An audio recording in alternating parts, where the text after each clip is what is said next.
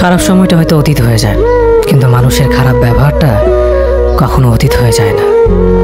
শুধু নিজে থেকে কথা বলা বন্ধ করে দেখো, দেখবে অনেক আপনজন পর হয়ে যাবে। আসলে কেউ আপন হয় না। যারা তোমার ক্ষতি চায় তাদের আঘাত করবে না, তাদের সামনে একটু হাসি মুখে বাঁচবে। দেখবে তুমি আঘাত করলে যা কষ্ট পেত, ওরা তার থেকেও বেশি কষ্ট পাবে। যত মিশবে ততই মানুষ চিনবে, অভিনয় যে কত প্রকার হয় তা বুঝতে পারবে।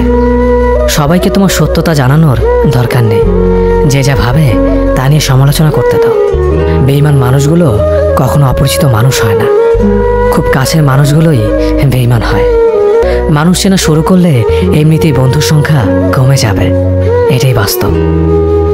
3টি কথা মনে রাখবেন: যে তোমাকে সাহায্য করে তাকে কখনো ভুলে যেও না, যে তোমাকে ভালোবাসে তাকে কখনো ঘৃণা করো না, যে তোমাকে বিশ্বাস করে তাকে কখনো ঠকিও না। ধোঁকা একজনেই দেয়, কিন্তু বিশ্বাস সবার উপর থেকে উঠে যায়।